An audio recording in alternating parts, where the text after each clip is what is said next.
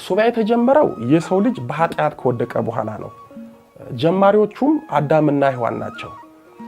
አዳምና ሔዋን እግዚአብሔርን የመሰለ ጌታ ገነትን የሚያህል ቦታ አጥተው ከጸጋ ተራቁተው ሲኖሩ ከውድቀታቸው ለመነሳት አማራጭ የሌለው ምርጫ አድርገው የተጠቀሙበት ሱባኤን ነው።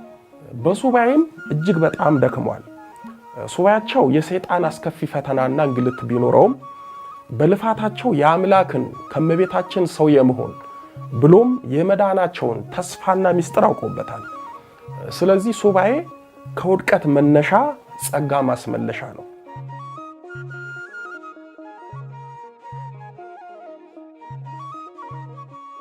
በስመ አብ ወወልድ ወመንፈስ ቅዱስ አሐዱ አምላክ አሜን። በውጭም በሀገር ውስጥ ያላችሁ የተወደዳችሁ የእግዚአብሔር ቤተሰቦች የወለላይቱ እመቤት የድንግል ማርያም የአስራት የቃል ኪዳን ልጆች የቅዱሳን መላእክት የጻርቃን የሰማዕታት ወዳጆች በያላችሁበት የክርስቶስ ሰላም ይድረሳችሁ። የእግዚአብሔር ልጆች ዛሬ የድንግል ማርያም ልጅ መድኃኒታችን ኢየሱስ ክርስቶስ በረዳን መጠን የክብርት እናቱን የእመቤታችንን ጸሎትና ምልጃ ተስፋ አድርገን ከፊታችን ጾመ ፍልሰታ ስላለች በተከታታይ ክፍል ስለ ሱባኤ እንመለከታለን። ዛሬ በክፍል 1 በውኑ ጾመ ፍልሰታን እንደ አባቶቻችን ነው ወይ የምናሳልፈው? ሱባኤ እንዴት ተጀመረ? ሱባኤ የምንይዘው እንዴት ነው? በሱባኤ የምንበላው ጥሬና የምንጠጣው በሶ መጠን አለው ወይ የሚሉት ርዕሶች አንስተን እንማማራለን። የቅዱሳን አባቶቻችን አምላክ ልዑል እግዚአብሔር ምስጢሩን ይግለጽልን። የወለላይቱ እመቤት ልጆች ስለ ጾመ ፍልሰታና ስለ ሱባኤው ሳናነሳ የማናልፈው ልንናገረው ግድ የሚለው በዚህ በጾመ ፍልሰታ የወለላይቱን እመቤት የድንግል ማርያምን ታሪክ ነው። እናታችን ድንግል ማርያም በ49 ዓመተ ምህረት ገደማ ጥር 21 ቀን ከሚያልፈው ከጨለማው ዓለም ወደማያልፈው ወደ ብርሃናዊው ዓለም ከጊዜያዊ ወደ ዘላለማዊ ዓለም በልጇ ፍቃድ ተሸጋግራለች። የከበረ ስጋዋን ቅዱሳን ሐዋርያት ወደ ጌቴሴማኒ መካነ ዕረፍት ይዘው ሲሄዱ የነገር ሰደድ ምቀኞች አይሁድ በቅናት ተነሳስተው ወገኖቻቸውን ሰብስበው በክቡር ስጋዋ ላይ እና አንድ እሳት በማለት መገዳደራቸውን መሞከራቸውን ያወቀው ተወዳጅ ልጇ ጌታችን መድኃኒታችን ኢየሱስ ክርስቶስ ክቡር ስጋዋን በመብረቅ ሰረገላ ነጥቆ በመላእክት አስጠብቆ ከምድር ወደ ሰማይ አርቆ በገነት በዕፀ ሕይወት ስር ቅዱስ ዮሐንስን የዓይን ምስክር አድርጎ አስቀምጧታል። በወቅቱ የዚህ ታላቅ ምስጢር ተካፋይ የነበረው ወንጌላዊ ቅዱስ ዮሐንስ ብቻ ነበረ። በዚህም ምድራዊ ሥራ ተቀብሮ አልተፈጸመም። ይህ ነገር ማለትም የእመቤታችንና የቅዱስ ዮሐንስ ከሐዋርያት መሰወር በቀሩት ሐዋርያት ላይ መንፈሳዊ ቅናት ቁጭት ስላሳደረባቸው ጉዳዩን ለማወቅ ለሕዝብና ለአሕዛብ ለማሳወቅ ከነሐሴ 1 ጀምሮ ታላቅ የእመቤታችንን ምስጢር የሚያሳውቅ ሱባኤ በጾም በጸሎት በስግደት ያዙ። ለስም አጠራሩ ክብር ይግባውና ጌታችንም በነሐሴ 14 ቀን በመለኮት ጸጋ የተከበበ በመላእክት ዝማሬ የታጀበ የእመቤታችንን ክቡር ስጋዋን አምጥቶ ሰጣቸው። ቅዱሳን ሐዋርያትም በሚያስደንቅ ሁኔታ የከበረ ስጋዋን በጌቴሴማኒ ቀበሩ። እሷም እንደ ልጇ ትንሣኤ በሶስተኛው ቀን ነሐሴ 16 ቀን ተነስታ በይባቤ መላእክት በልጇ መለኮታዊ ኃይል ወደ ሰማይ አድርጋለች። በዕረፍቷ ቀን የተከናወነውን ድንቅ ምጡቅ የመሰወር ምስጢር ያየው ወንጌላዊ ቅዱስ ዮሐንስና የረቀቀ ትንሣኤዋንና እርገቷን ያየው ሐዋርያው ቅዱስ ቶማስ ነው። በነሐሴ 14 ቀን በተገለጠው የእመቤታችን ሰማያዊ ምስጢር በቦታው ያልተገኘው ቅዱስ ቶማስ በተቀበረች በሶስተኛው ቀን ነሐሴ 16 ቀን ከልጇ ጎን ሆና በደመና ተጭና በመላእክት ዝማሬ ቃና በዝራ መሰንቆ በዳዊት በገና ታጅባ ወደ ልጇ ሰማያዊ ርስት ልትገባ ስታርግ በሰማይ በደመና ላይ ያገኙታል። ትንሣኤዋንና እርገቷን ወንድሞቿ ሐዋርያት አይተው ለሱ የቀረበት መስሎት በመንፈሳዊ ቅናት ብስጭት በፊት የልጅሽን አስደናቂ ትንሣኤ ሳላይ አሁን ደግሞ ያንቺን እናቴን ሳላይ ብሎ ከማዘን የተነሳ ከደመና ተወርውሮ ሊወድቅ ሞክሮ ነበር። በዚህ ጊዜ እመቤታችን ከሱ ሌላ ትንሳኤዋን ሐዋርያት እንዳላዩ ነግራው አጽናናቸው። ሄዶም ለወንድሞቹ ሐዋርያት የሆነውንና ያየውን እንዲነግራቸው አዛው ምስክርና ምልክት ይሆን ዘንድ ሰበኗን ወይም መቀነቷን ሰጥታው እሱ ወደ ምድር እሷ ወደ ሰማይ ክብር አድርጋለች። ሐዋርያው ቅዱስ ቶማስም ወደ ወንድሞቹ ኢየሩሳሌም እንደደረሰ በመጀመሪያ የሰማው የእመቤታችንን ማረፍና በእነሱ እጅ መቀብሯን ነው። እሱም ሰምቶ እንዳልሰማ አውቆ ሚስጥሩን ደብቆ የምትነግሩኝ ነገር እንዴት ሊሆን ይችላል? ደግሞስ ሞት በጥር በነሐሴ መቃብር አይሆንም በማለት ይከራከራቸዋል። ሐዋርያትም አንተ ደግሞ አላምንም ልትል ነው ብለው የፍቅር ቁጣ ተቆጥተው ተያይዘው በቅዱስ ጴጥሮስ መሪነት ወደ መካነ መቃብሯ ሄደው ቢመለከቱ መቃብሯ ባዶ ሆኖ የከበረውን ስጋዋን ስላጡ እጅግ ደነገጡ። በዚህ ጊዜ ቅዱስ ቶማስ አታምኑኝም ብዬ እንጂ እመቤታችንስ በብርሃን ደመና በመላእክት ምስጋና ታጅባ አርጋለች ብሎ እናት ዓለም ወለላይቱ እመቤት ለምልክት የሰጠችውን ሰበኗን ወይም መቀነቷን አሳያቸው። እነሱም ተረጋጉ። ሰበኗንም ለበረከት ተካፍለው ወደ የሀገር ስብከታቸው ሄደዋል። በአመቱ ቅዱሳን ሐዋርያት ትንሳኤዋን ቶማስ አይቶ በነፍሱ ተደስቶ እንዴትኛ ይቀርብናል ብለው ከነሐሴ 1 ቀን ጀምሮ የእመቤታችንን የትንሳኤ ምስጢር ለማወቅ ሱባኤ ገቡ። ሱባኤያቸውን ከፈጸሙ በኋላ ጌታችን ነሐሴ 16 ቀን ያሰቡትን አደረገላቸው። ነሐሴ 16 ቀን ጌታችንም እመቤታችንን መንበር አድርጎ ቅዱስ ጴጥሮስን ንፍቅ ቄስ አድርጎ ቅዱስ እስጢፋኖስን ዋና ዲያቆን አድርጎ ቀድሶ ሁሉንም አቅርቦ የእናታቸውን የእመቤታችንን እርገቷን አሳይቷቸዋል። ብዙ ምስጢርም አካፍሏቸዋል።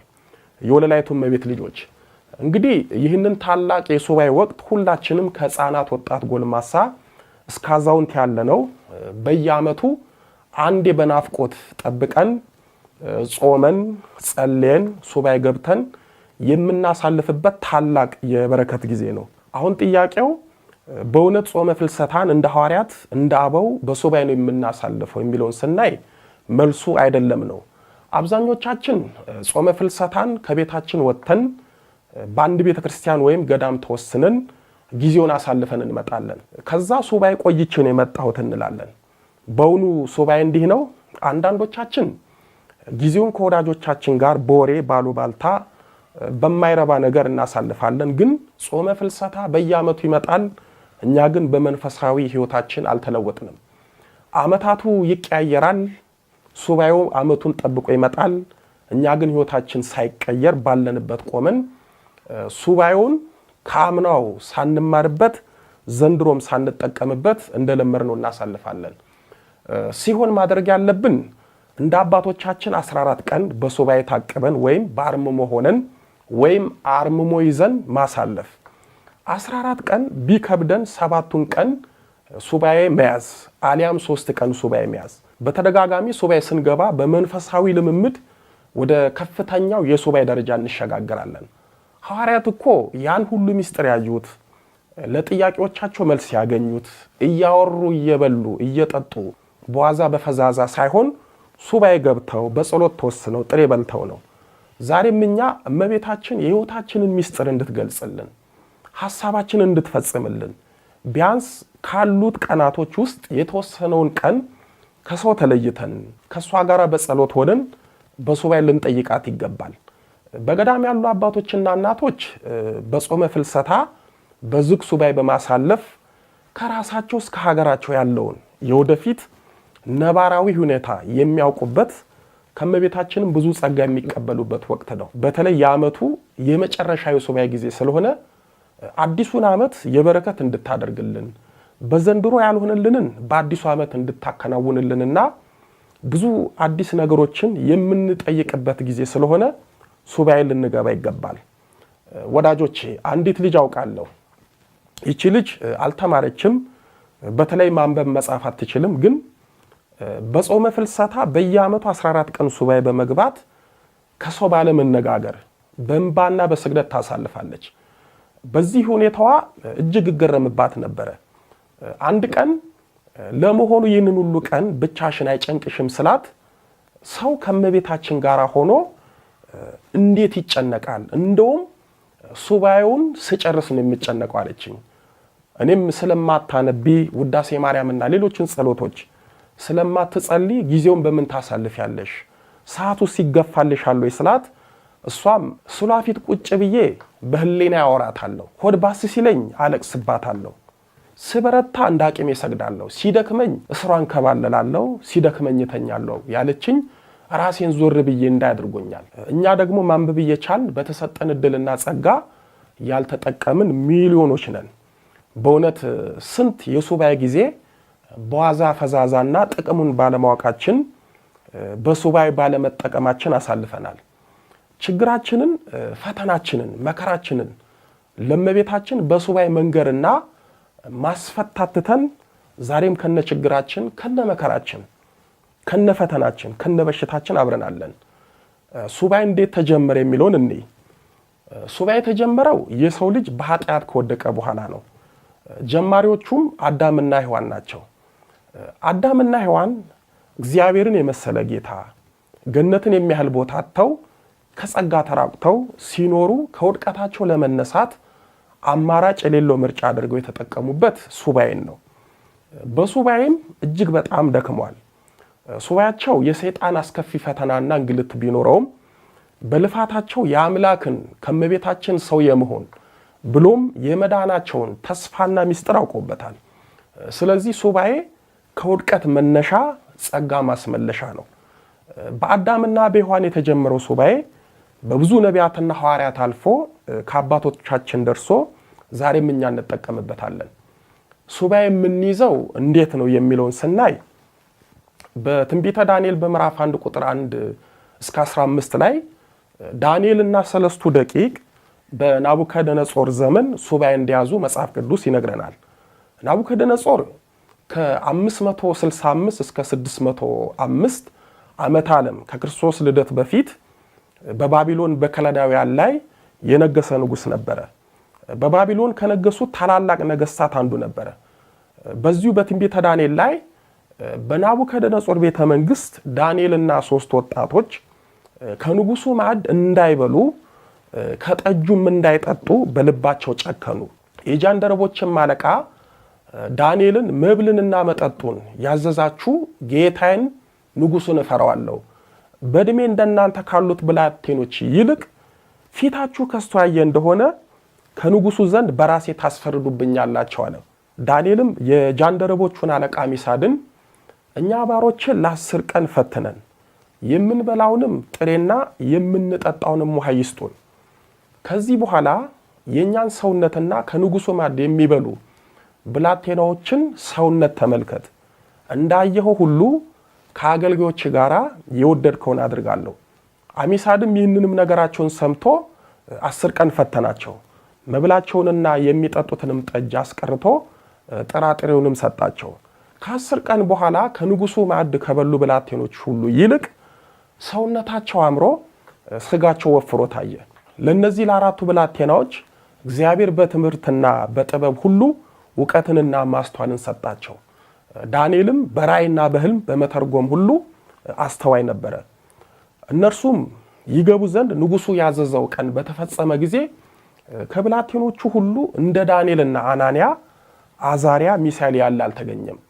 ንጉሱም በጠየቃቸው ጊዜ በጥበብና በማስተዋል ነገር ሁሉ በግዛቱ ከሚኖሩ የሕግ ተርጓሚዎችና አስማተኞች ሁሉ እነርሱ 10 እጅ የበለጡ ሆነው እንዳገኛቸው የሱባኤ ታሪካቸው ይነግረናል። የእመቤታችን ልጆች ሱባኤ እንዴት እንደሚያዝ፣ ምን ያህል ጸጋ እንደሚያሰጥ፣ ምን መብላት ምን መጠጣት እንዳለብን ከነዚህ ብላቴኖች ልንማር ይገባናል። በብሉይ ኪዳን ዳንኤልና ሰለስቱ ደቂቅ ሱባኤን በጾም በጸሎት እንደያዙ ሁሉ በአዲስ ኪዳን ደግሞ ጌታችን መድኃኒታችን ኢየሱስ ክርስቶስ በገዳመ ቆሮንጦስ 40 መዓልትና 40 ሌሊት በመጾም ከቆመ ሳይቀመጥ ከዘረጋ ሳያጥፍ በሱባኤ ያሳልፏል።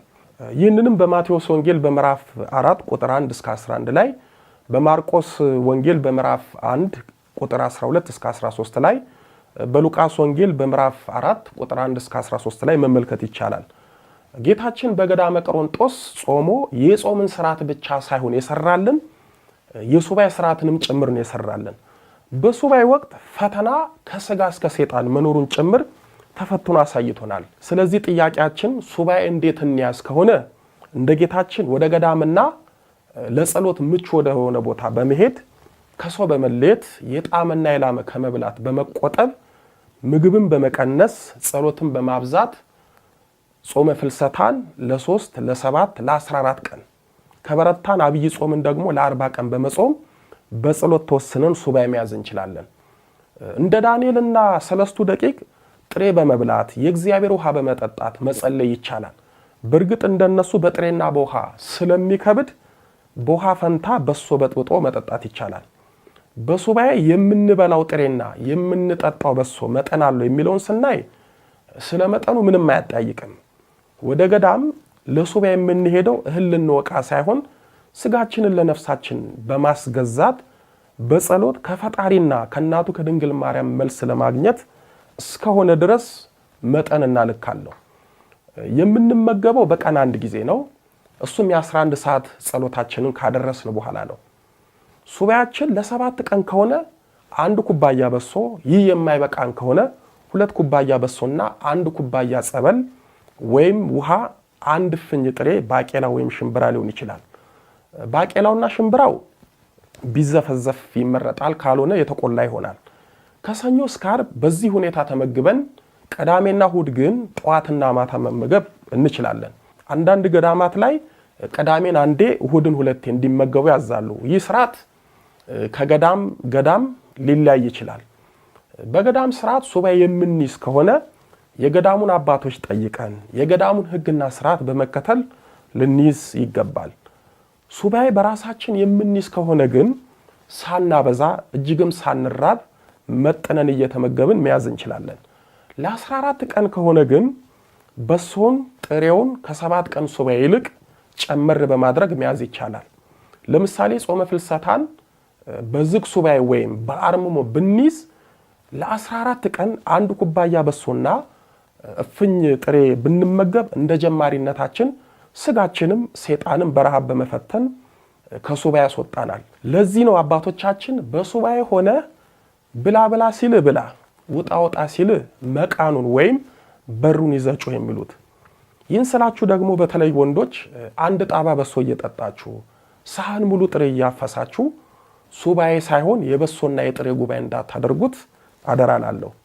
እንደዚህ አይነት ሱባኤ በምንይዝበት ጊዜ ሳናበዛ እንደ አቅማችን ብንመገብ ችግር የለውም። ምክንያቱም ያገኘነውን ኃይል በስግደት እናወጣዋለንና። ይህ ካልሆነ ግን በረሃብ አንጀታችን ታጥፎ በሰው ተደግፈን ሱባኤን አቋርጠን ልንወጣ እንችላለን። በዚህም እንኳን የምንሰግድበት ጉልበት ልናገኝ ቀርቶ በአግባቡ መጸለይ ያቅተናል። ስለዚህ ሰይጣን በሱባኤ ወቅት በተለያየ ፈተና ሊፈትነን ሲብስም ከሱባኤ ሊያስወጣን ስለሚችል ሱባኤያችንን በማስተዋልና በዘዴ ሊሆን ይገባል። ብርታቱና ልምዱ ያለን ጸጋው የተሰጠን ከሆነ እንደ ዳንኤልና ሰለስቱ ደቂቅ ብንይዝ መልካም ነው። አንዳንዶቻችን ባለማወቃችን ጸሎቱን በመቀነስ ችላ በማለት ወደ ምግቡ በማተኮር እመቤት የማታውቅ የለም በማለት ሆዳችን እስኪወጠር በሶ በመጠጣት የጥሬ ማት በመቆርጠም የምናሳልፋለን። ይህ አግባብ አይደለም። መልስ የሚሰጠን ወይም መልስ የምናገኘው አግበስብሰን በመብላት ሳይሆን በትህትና በመጾምና በመጸለይ ነው። ይህ እንዳለ ሆኖ በሱባኤ ወቅት እስከ ማታ የምንጾመውና መጥነን የምንመገበው ጾማችን ለጸሎታችን አስተዋጽኦ ስላለውና ስጋን ለነፍስ በማስገዛት ህሊናን በመሰብሰብ እንድንጸልይ ነው። ጠግበን ብንበላ ስጋችንና ሰይጣን ይፈትነናል። ጸሎታችንን ቆመን ከመጸለይ ይልቅ ቁጭ እንድንል ልንገደድ እንችላለን። በተለይ ህልመ ሌሊት ወይም ዝኔት ሊፈትነን ይችላል። በዚህ ፈተና ሰውነታችንን ለመታጠብ ከባታችን ወጥተን ራቅ ያለ ቦታ ልንሄድ እንችላለን። በአጠቃላይ አቅማችንን የምናውቀው እኛ ነንና እንደ ገዳሙ ስርዓትና እንደ አቅማችን ልናደርገው ይገባል። በክፍል 2 ደግሞ ሱባኤ ማለት ምን ማለት ነው? ሱባኤ በቤታችን መያዝ እንችላለን ወይ? አርምሞ ማለት ምን ማለት ነው? እንዴት ይያዛል? ታቅቦ ማለት ምን ማለት ነው? እንዴት ይያዛል? ታቅቦ ከአርምሞ በምን ይለያል? የሚሉትን እናያለን። ያስተማረን የመከረን የአባቶቻችን አምላክ ልዑለ ባሕሪ ቅዱስ መድኃኔ ዓለም ኢየሱስ ክርስቶስ ክብር ምስጋና ይድረሰው። ድንግል ስንላት ጌታን ወልዳ የተገኘች ጌታን የወለደች ስንላት ድንግል የሆነች ስሟን ለመጥራት ከሰማይ ከምድር የከበደች መንበረ ፀሐይ መንበረ ሥላሴ የጌታችን የመድኃኒታችን የኢየሱስ ክርስቶስ እናት ወለላይቱ እመቤት ድንግል ማርያም ምስጋና ይድረሳት። አሜን።